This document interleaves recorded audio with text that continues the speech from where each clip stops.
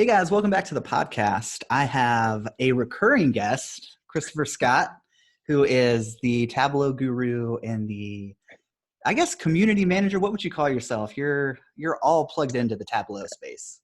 So I run, as your listeners have heard before, run the Raleigh Durham Tableau user group with a team of some Tableau experts that know far more than I do. And then at my job, I run the internal Tableau user group, the Center of Excellence, play Tableau doctor from 9 to 5 on most days. So yeah, anything and everything that has to do with Tableau, I'm plugged in. So one of the things you do, which is very relevant for this month, is you actually interview people for Tableau centric. What are the job postings? Are they junior Tableau developer or analysts? Like what are the job postings that you guys put out? So what we currently put out, and then what I've worked in the past, where I've hired for those positions, are actually more senior level. And as I've been talking to a few of my friends and colleagues that run kind of similar Tableau shops in their organizations, well, they're typically looking for somebody that has a little bit more Tableau experience. And so, from what I've seen from the industry, and again, kind of my very tight network, there are not as many junior roles as I would have expected in this market. So it seems like everybody is kind of at that catch-22, right, where you need the experience to get the job, but you can't get the experience without the job. So I'm trying to convince managers and companies and organizations that I come in contact with that there are lots of opportunity. Those kind of key components, the passion and everything like that, which we can get into later. All of those things, you kind of need some of that runway, as it were, before you can kind of put them into senior roles. So unfortunately, we right now at my organization, the past few Tableau roles that we have hired for are either directly in kind of our data science group, where their Tableau is a piece of what they do, and then more business focused analyst roles that they will be doing Tableau development and some other business oriented functions. Yeah, I think I kind of fall into that camp of, I know my way around Tableau, but I'm not building these just immaculate Tableau visualizations. I kind of see myself as a management consultant who leans on data analysis to drive my recommendations. And that, I don't want to jump the gun too quickly, but that's what I would say is the trend that I'm seeing. If we're talking about trends and things to be looking for kind of in this market, it's not being, I don't want to shoot myself in the foot. I don't want to say this, but being a Tableau expert does not have a lot of inherent value. Oh, so interesting. let me qualify that statement as the Tableau guru, as you. But having so let me give you the one example, and you are the perfect person to talk to this about, because you have a class on the Tableau Desktop Specialist certification, and a couple of my buddies just got their Tableau Certified Associate certifications. I personally don't have any Tableau certification. So I do plan on this year doing the Desktop Associate, because that's actually going to be part of our training curriculum. So I feel like I kind of need to take it before I give any advice on it. So that's part of my goal. One of my goals for 2020 is to just take that, to get a feel for the certification and itself and the testing process and whatnot. But this Tableau certification is not like other certifications where you get and you're automatically kind of the expert. The Tableau certification really is just to show that you know what you're talking about, and it's something that you get. You don't get it and then do your job. It's okay, I've been doing my job for X number of months. I want to show that I know what I'm doing. So it really is kind of an afterthought, not something you do to get in the door type certification. Yeah, I actually just posted a video where I talked about the value of certifications. And let me I'll put it out, the idea, the main thought, the thesis there, Yeah. and I'll let you pick it apart if you want to, or No. if you disagree or agree.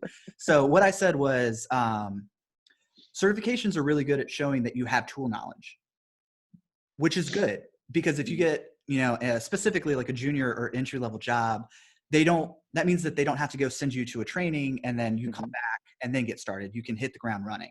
For But sure. the shortcomings of certifications are that it doesn't really prove that you're an effective analyst. Mm-hmm. And that's where I think building a portfolio where you're using data to, like, for example, we actually helped a guy get his first analyst job, but he was working in marketing for, 3 or 4 years, Yeah. technically already doing some, light analytics work. And he turns out he was a fantasy football fan. And what he did was he pulled in his fantasy football data and Mm-hmm. then started to analyze, okay, these are the top 3 metrics of like why I make this pick. And that was much more effective at, well, number one, the guy he interviewed with was also a sports fan. So you got There you that go. connection. And then also it shows that you have that analytical, critical thinking ability. Because you don't just, 100%. yeah, you just don't come into a job and, oh, you're paid to just push buttons. You have to have that critical thinking and like analytics ability. Yeah, so there's 2 parts there that I 100% agree, and I think you hit the nail on the head. Talking about the portfolio, that was kind of a segue that I was going to go into in this conversation. Just having that portfolio is one of the, if I'm interviewing a candidate, that's one of the first things I'm asking Oh, is, cool. show me, don't tell me, right? Mm-hmm. Don't tell me what you've done in the past. Show me. And, oh, you can't show me that because it's under, you're under contract, it's under NDA, blah blah blah.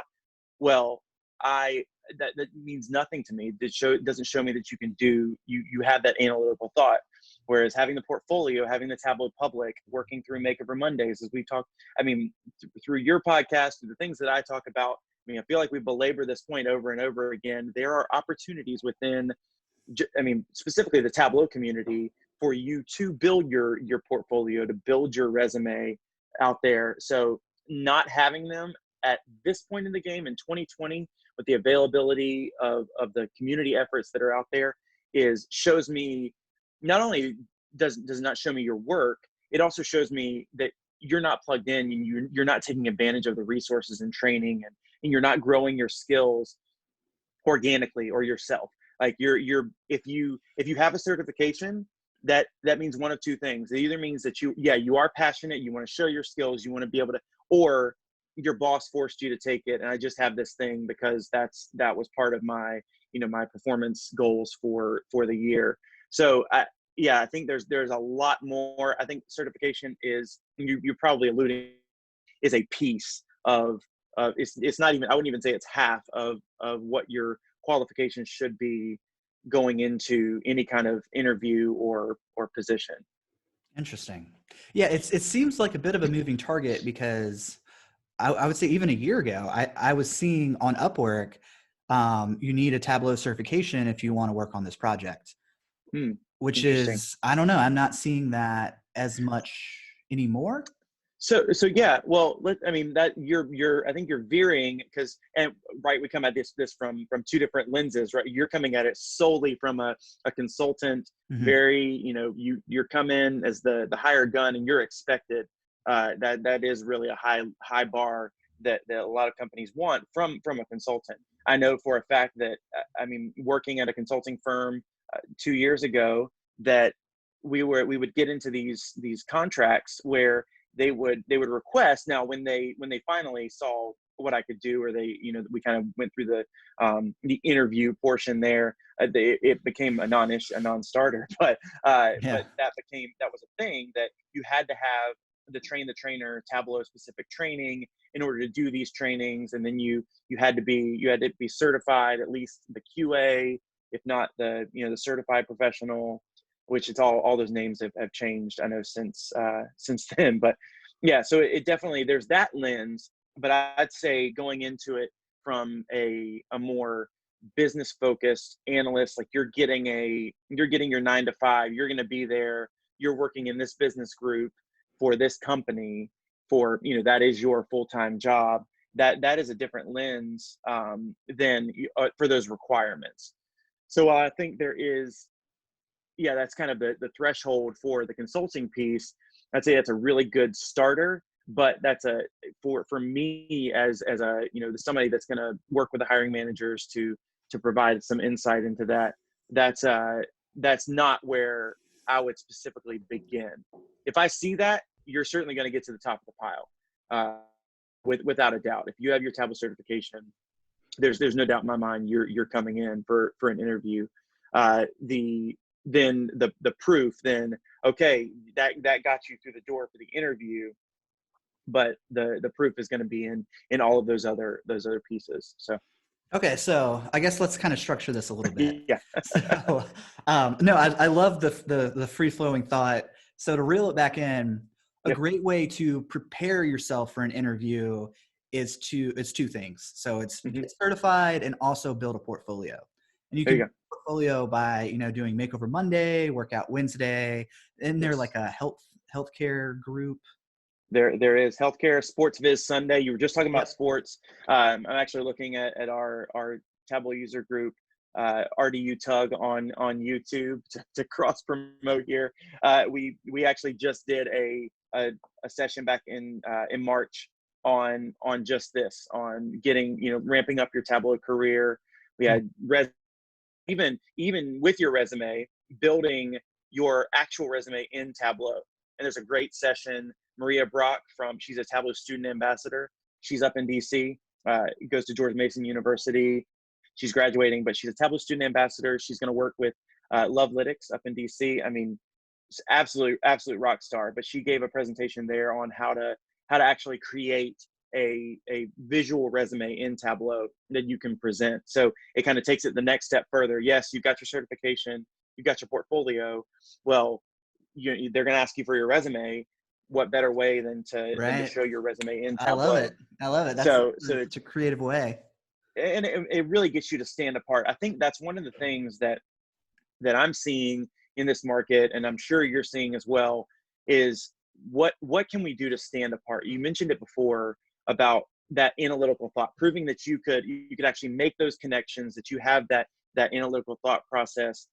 But if we're just talking about raw skills, like being able to take the certification or know that X plus Y equals Z, kind of mental aptitude, then we're going to get lapped every time, because there are people coming out of colleges with data science degrees, and I heard your podcast on all of those pieces. But I think in order for us to stand out, we need to be doing those things that are going to show that we've got that critical thinking component. We've got the analytical mindset. It's not that we just know how to push buttons. It's not that we know how to, even, to your point, I think it's really funny that you say, oh, I'm not creating these super, beautiful Tableau visualizations, because at the end of the day, it's not the end game.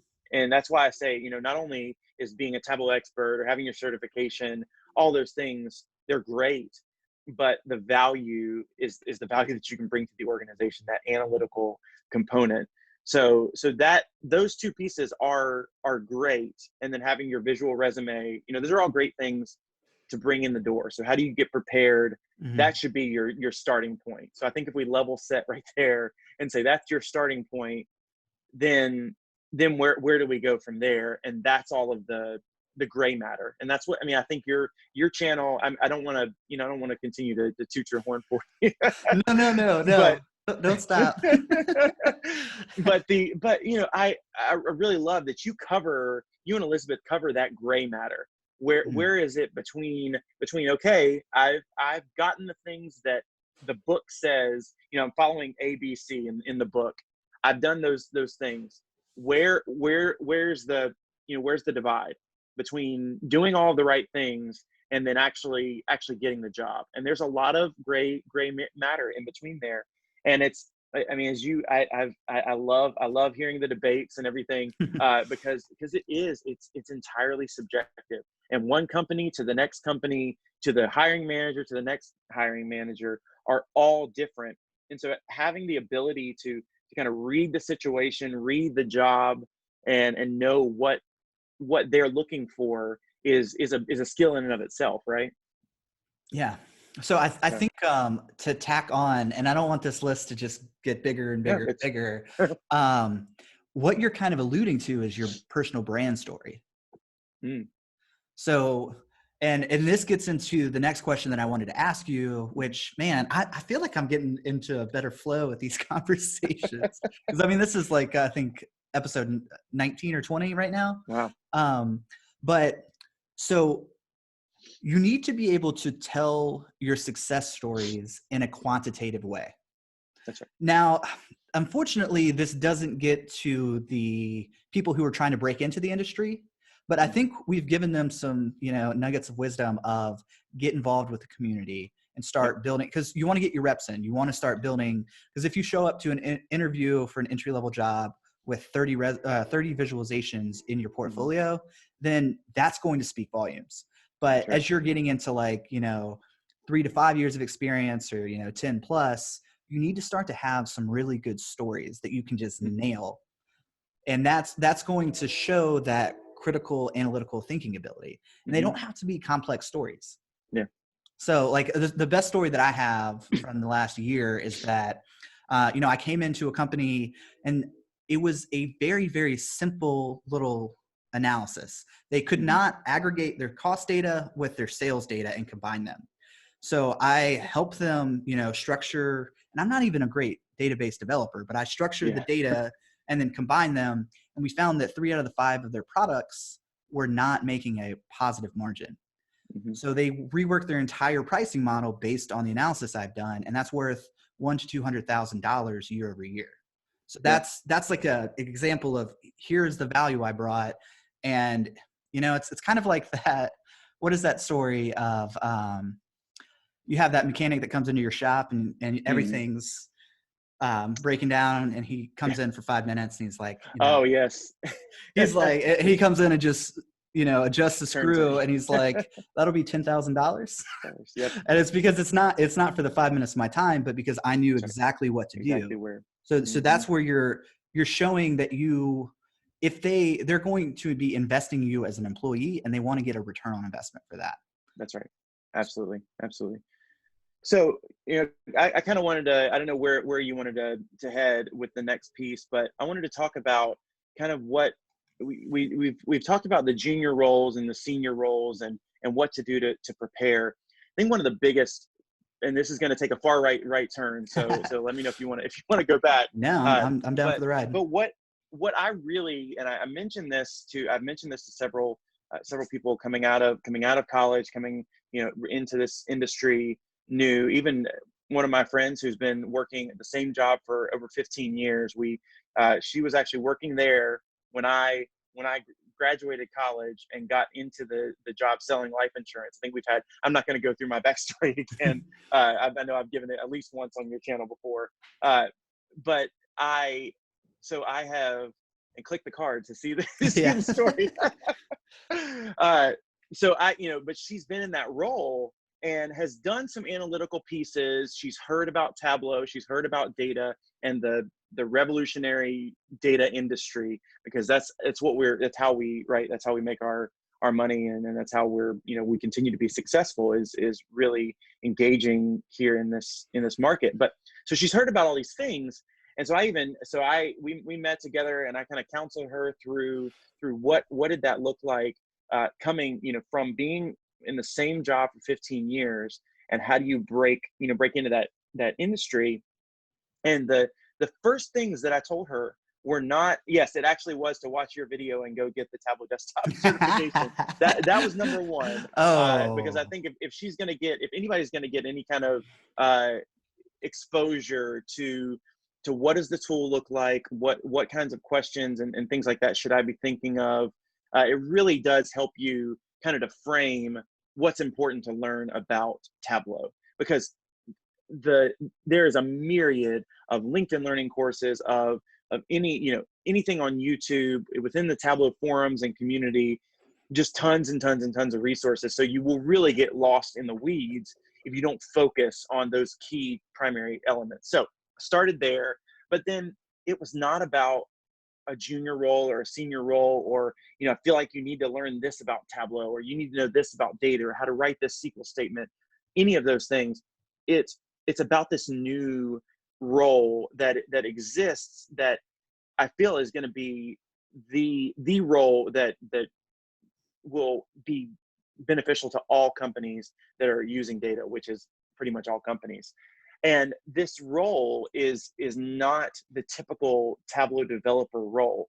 So you talked about pushing a button, right? I know how to create a dashboard, even a beautiful dashboard, but it's not providing the analytical component, and it's not providing that value. You're just regurgitating data, for lack of a better word, onto a screen, and without the context, without the ability, again, to bring in, a bigger picture, like bring in more data sources. So you talked about merging the two data sources together.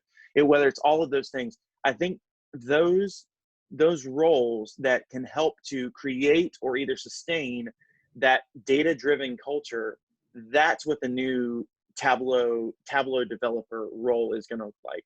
Not somebody, it's exactly what you're saying. It's kind of being a consultant, and you're helping to enable this kind of analytics data culture in the organization.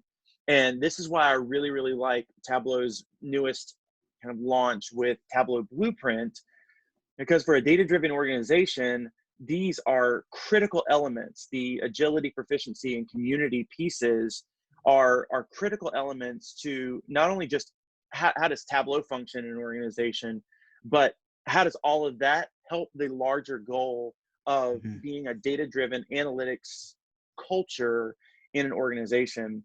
So those roles within, you may have the one-off like analytics role, or a developer, a Tableau developer, just creating dashboards, but those are going to be, in a like high functioning, well-developed, mature, data-driven organization. Those are rare. And in fact, what I would suggest that we've already kind of hit on a few times is those roles live within the business. So it's the people that are close to the data, that are making the business decisions, that are interacting with clients or customers, or any, whatever that role is. The ones that know the business are the ones that are doing the analytics on it. And from a Tableau or a tool perspective, our job is just to enable, and it's to help them to either, whether it's getting their data or cleaning their data, and you talk about not being a good ETL or database architect, and I think with the tools that we're given now, that's less and less of an obstacle. Yeah, it's being productized. Yeah, where you so can just click to then structure the data. So that's right. Yeah, you and I mean, that's where we're our bread and butter, right? I mean, not having significant backgrounds in architecting databases, but the fact that both of us, I mean, I've got success stories just like that, where being able to merge two completely disparate data sources from two different ends of the business, that are providing them both that cross functionality, so that there's not the biggest, I think one of the biggest cost sucks in an organization is the duplication of efforts, where you've got one business unit that's looking at these dashboards and these metrics. You've got another one across the organization that is looking at the exact same thing, just with a slightly skewed lens, and they're both using the same data sources. And the worst part is when they're given two different metrics, two different numbers for. So yeah, then they freak out and they're like, we can't trust our data anymore. That's right. That's right. I feel like that is, I'm realizing that is a big aspect of my consulting agency, is that I go in and I now am starting to look for the person who owns the data, because they're just a wealth of knowledge. And what's weird is there's kind of like that hierarchy power differential, where sometimes they're a low level or mid-level employee and they don't feel like they have the voice to go to the CFO and say, hey, look, we need to fix these 3 data quality issues. So I'm kind of acting as, what is that? Data stewardship? Yeah, I'd say so. That's a good title for it.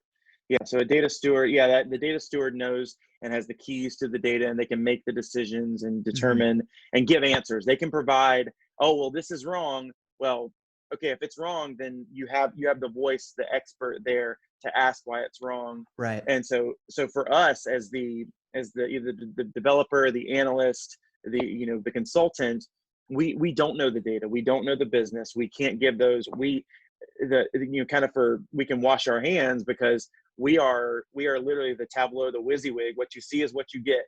We're literally just spitting the data back out that we were given.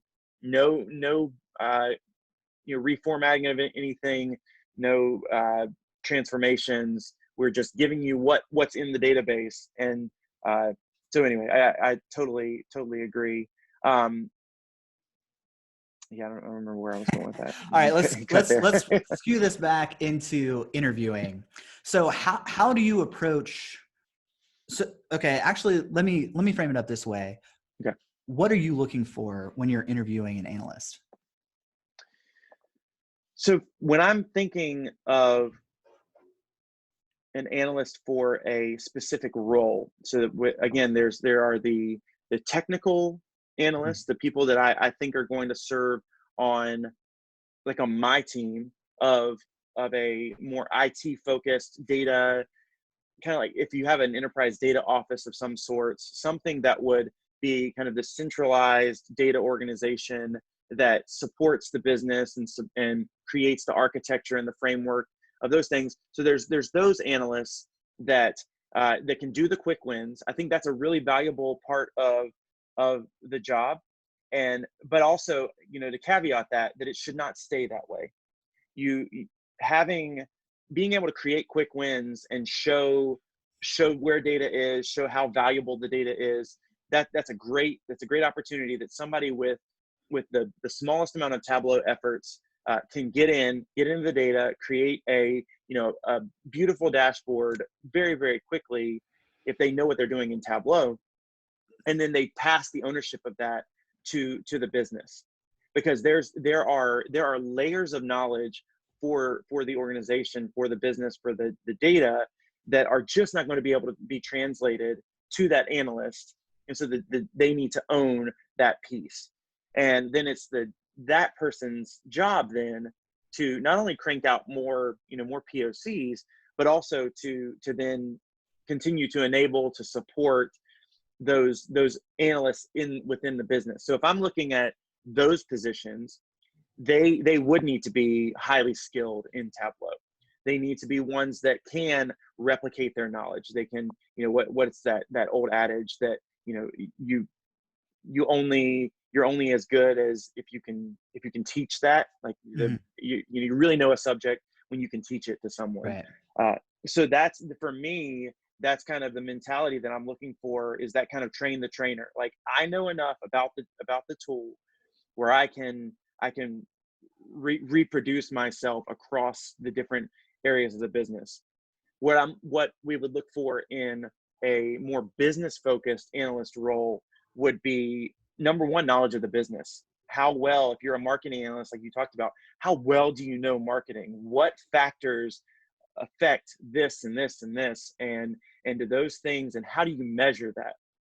I think that a few years ago, one of my mentors and old bosses told me, he's like, well, if it matters, they'll measure it, and if that matters, if those measurements matter, then they will display them in a dashboard. They will report on them. So those three pieces, if it matters, they'll measure it. If it's measured, they'll report on it. Those three pieces are critical with the metrics that they're gathering. So the more you know about those three things, that's the first thing and that's why the past few rounds of interviews that we've been on the past 6 to 12 months have been a really good split of the organization. So the first round of interviews are not the technical interviews.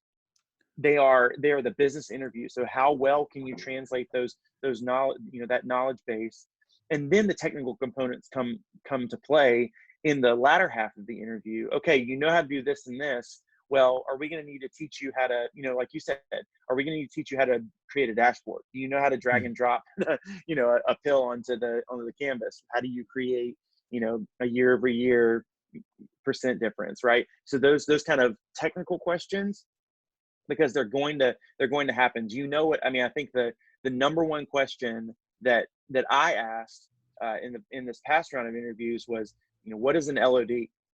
And if you don't Hmm. understand that, I mean, really, especially for the people that are kind of in my line of work, that are I need them to reproduce and be those Tableau doctors.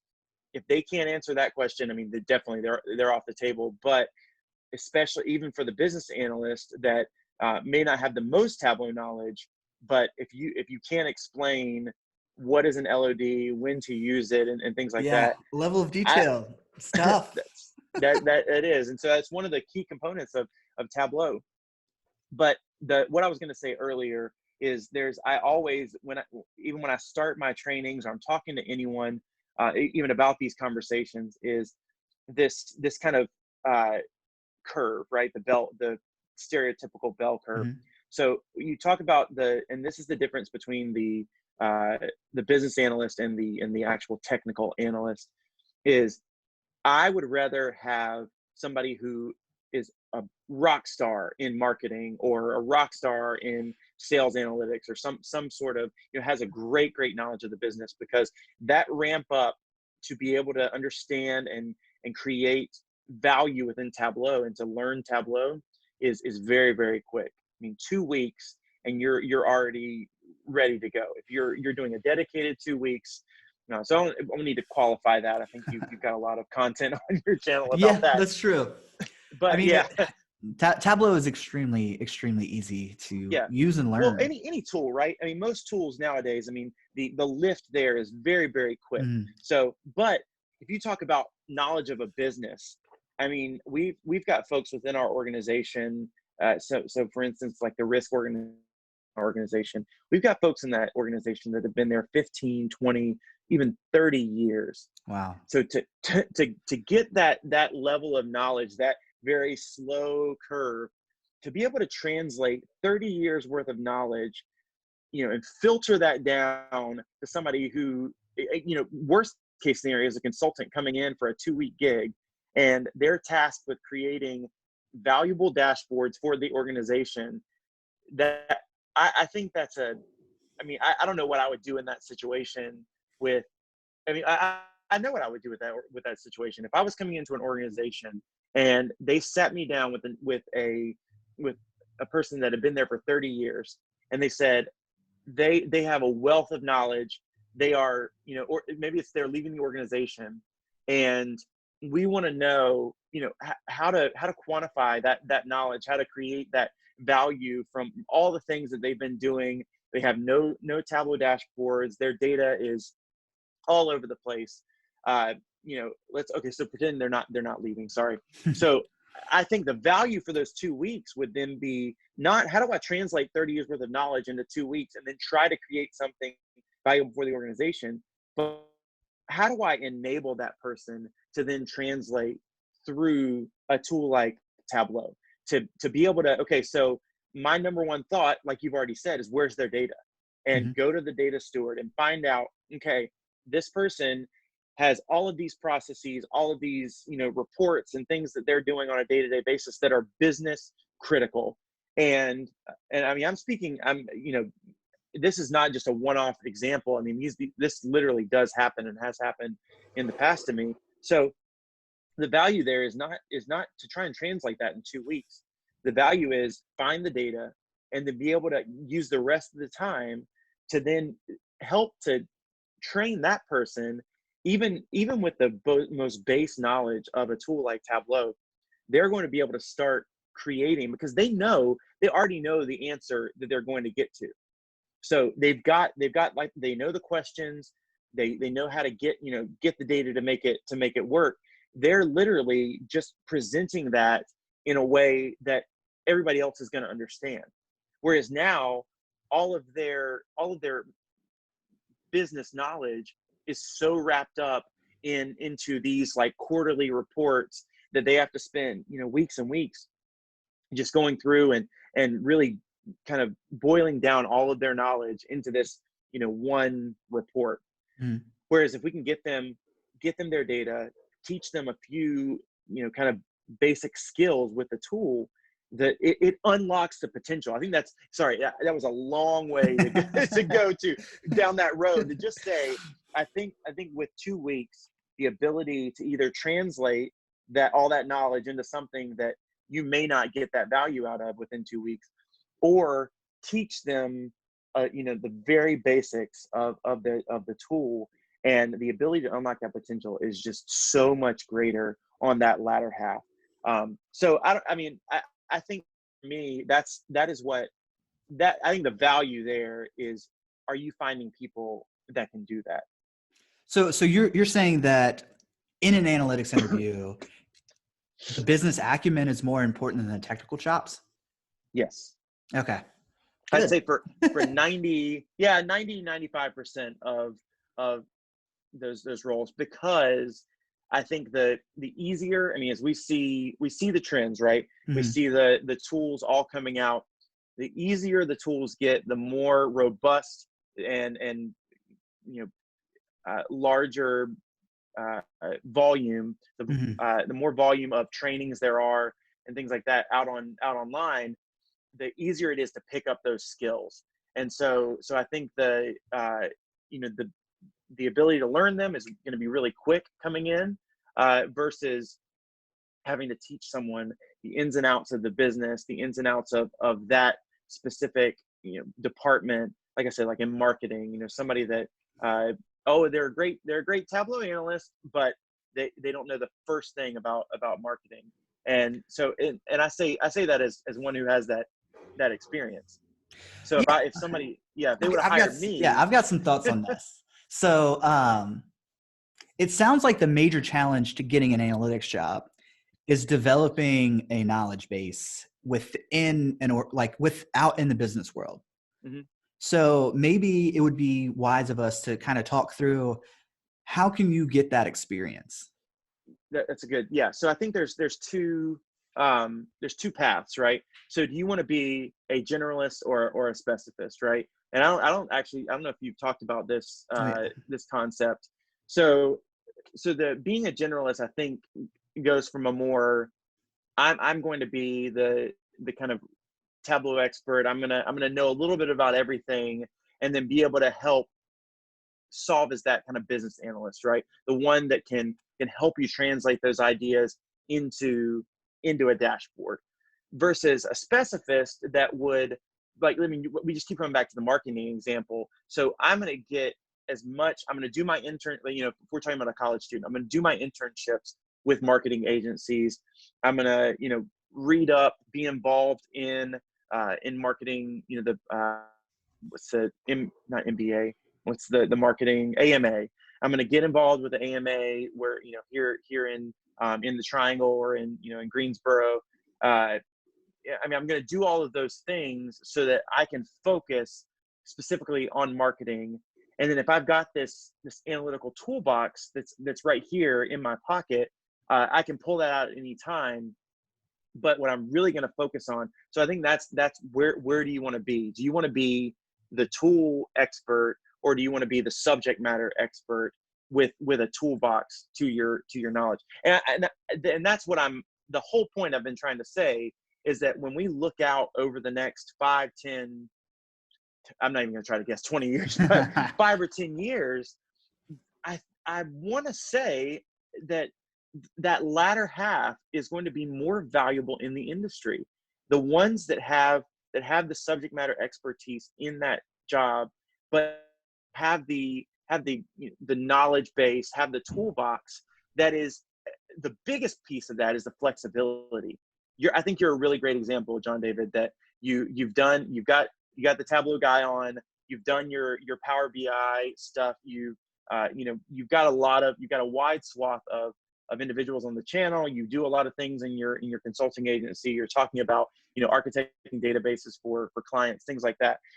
So I think that's a really good example of being able to be flexible with the tool set that you have to get the desired result.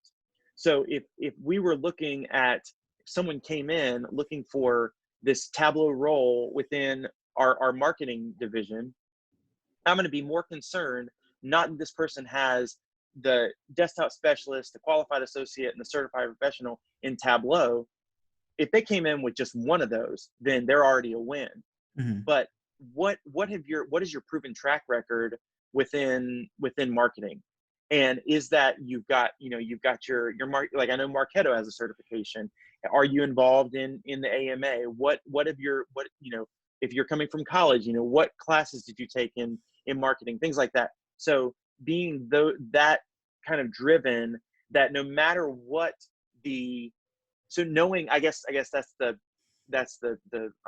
differentiation there, is what is going to be long lasting. Is it Right.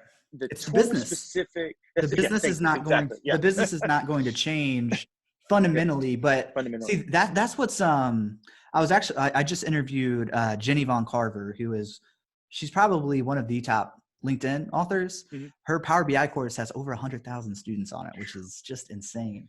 But she was saying that it's smart for me to focus on Analytics 101 rather than Tableau or Power BI, because these two courses are going to be obsolete in 3 months.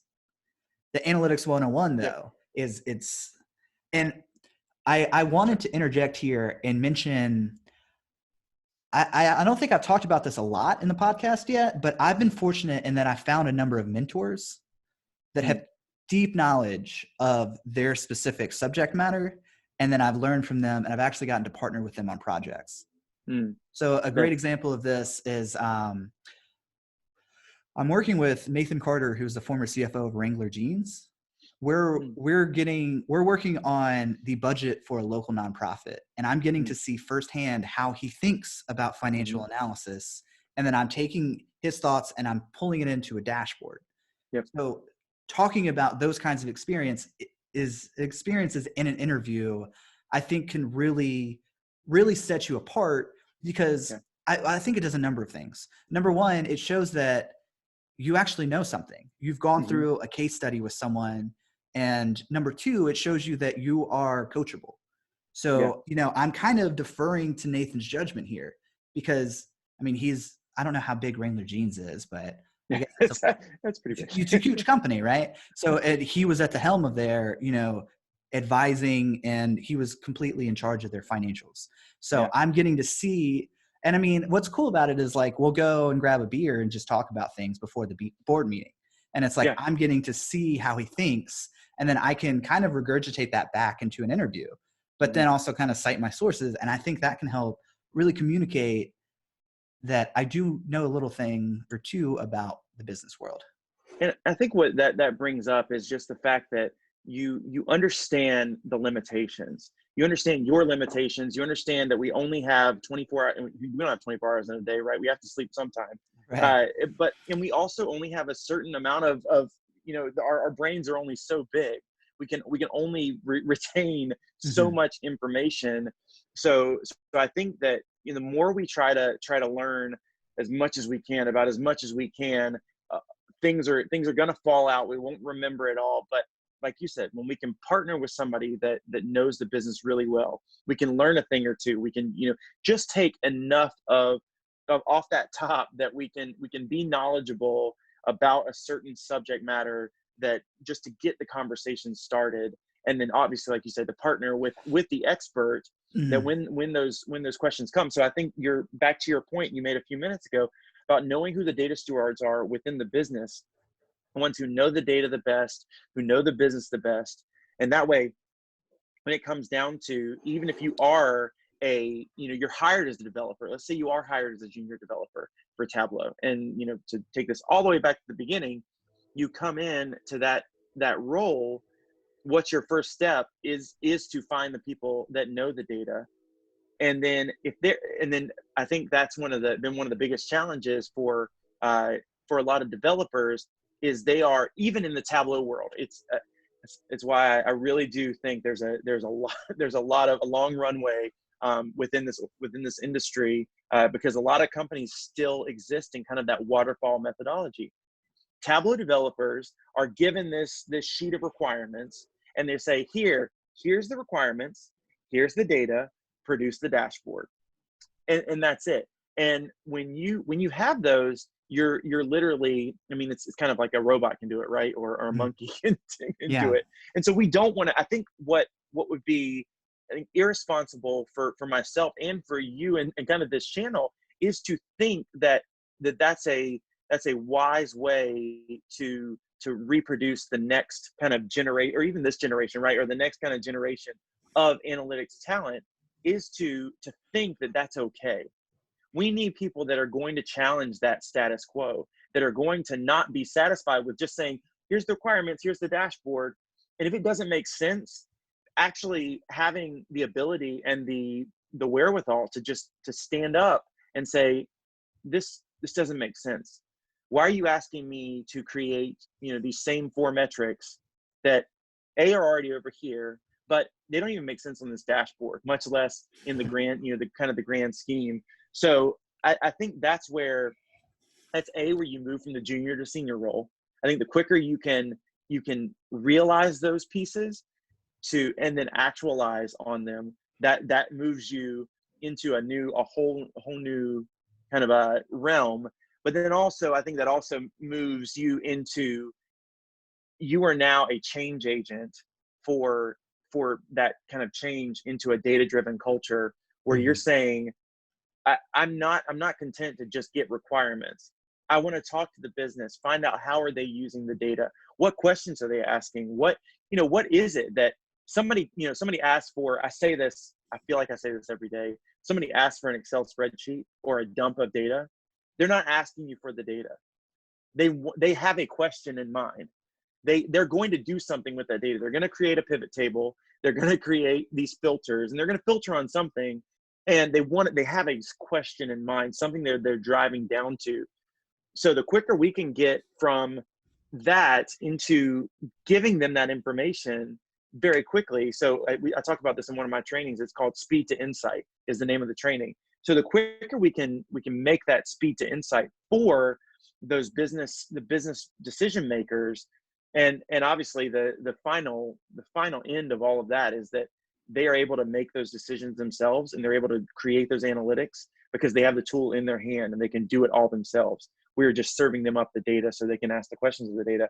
But until we get to that point where analysts are still kind of that middleman, if you want to call it that, if we're still at that point in our organization, the more communication we can have with those stakeholders. So I think if you come into an interview, this is exactly what I told someone coming out of one of the local universities. I said, if you come into the interview and you're asking those types of questions, that's going to let them know that you have a totally different mind shift than I'm going to be, than the opposite of, I'm just going to be a report creator. You give me the requirements, I create you your beautiful dashboard, and I move on to the next one.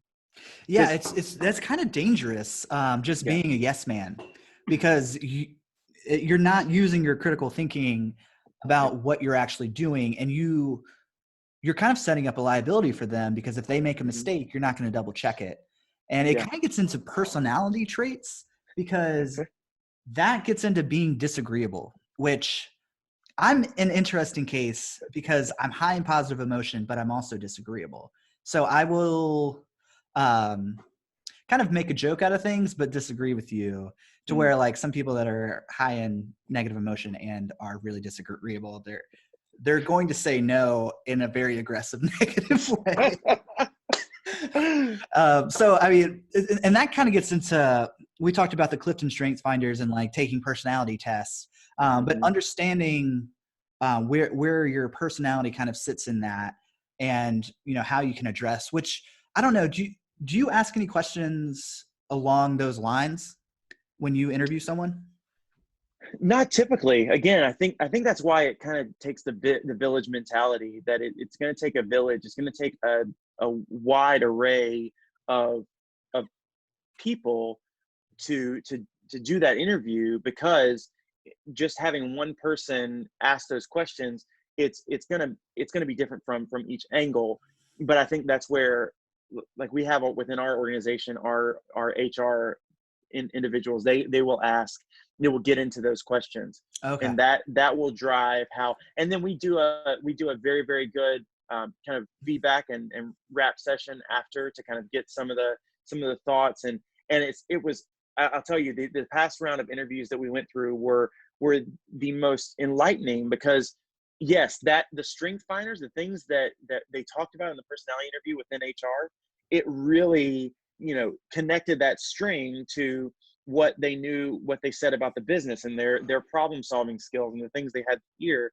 And then, to this string down here in the analytics and how they actually went about, creating and the problem solving techniques they went through within Tableau.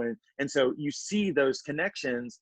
But if you're alone, you just have them for an hour, you have a very limited set of questions. You've got a certain thing you want to know. And if you start there at the strengths, and you don't have a clear path, or you don't have the time to get into the the technical pieces or all of those other things, then I think that's so I say that kind of from the hiring perspective, like bring a team to the table.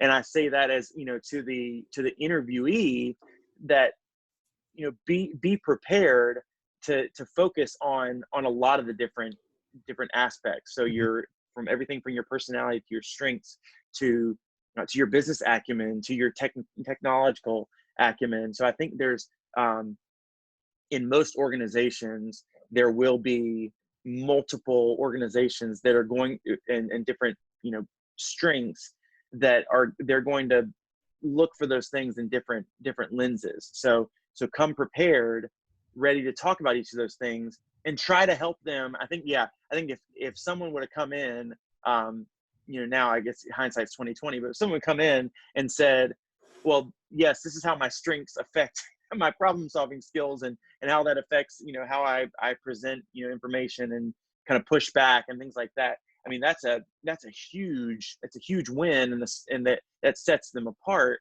to kind of show that connection and how all those things. Yeah.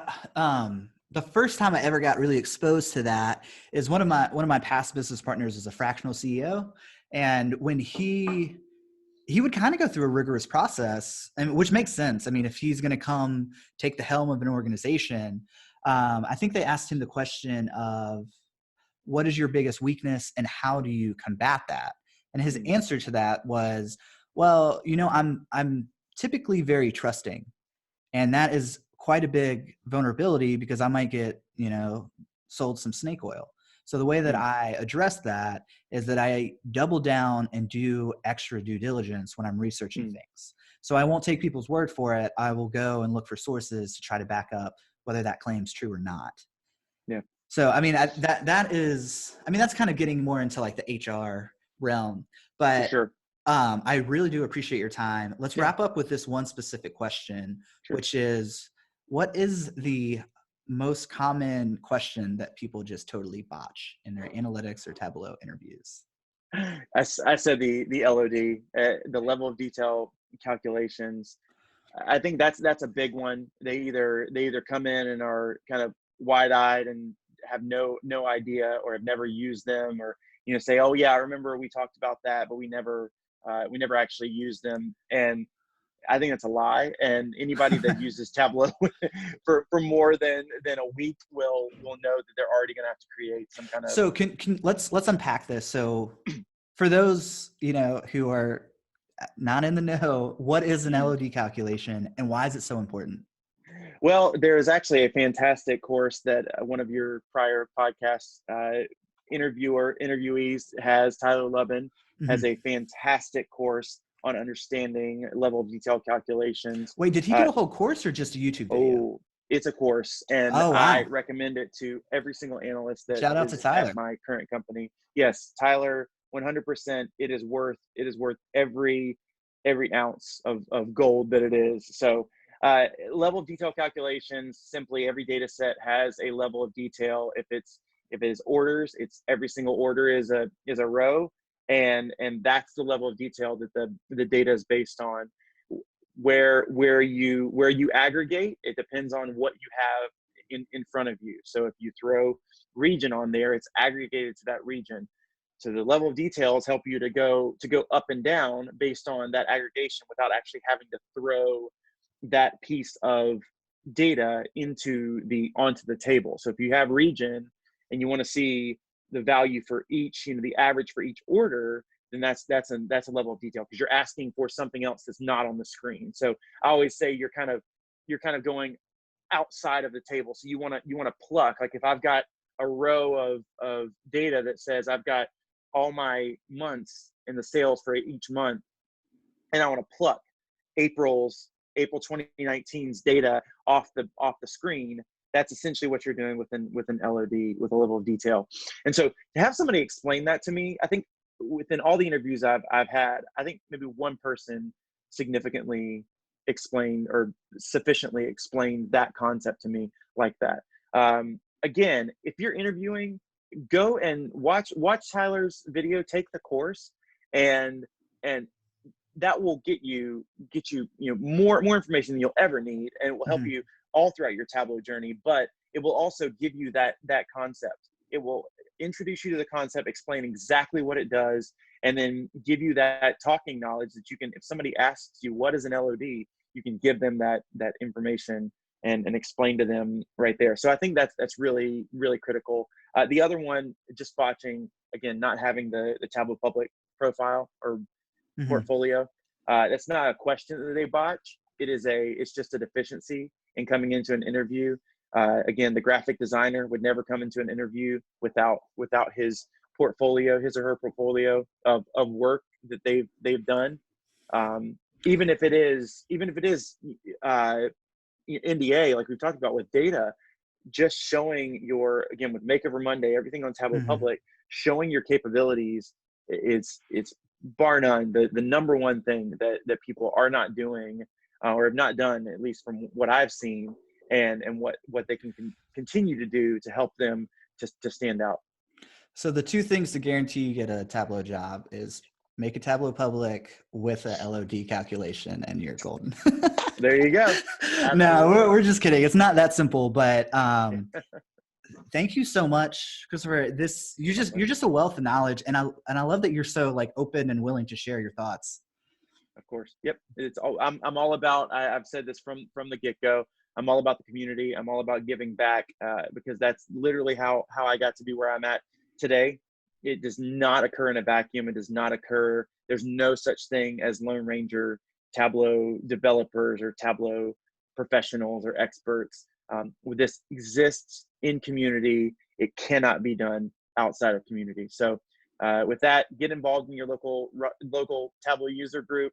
Get involved in any analytics community you can, even if you have to start one in your town or at your company. This is not the field. If you want to be in a field where your head's down, you don't talk to anybody throughout the day, this is not the field for you. If you want to be in this industry, it takes a village, and it exists in community, and will survive through community. So yeah, well, thank you so much for all you do, and I really appreciate your time today. Absolutely. Thank you.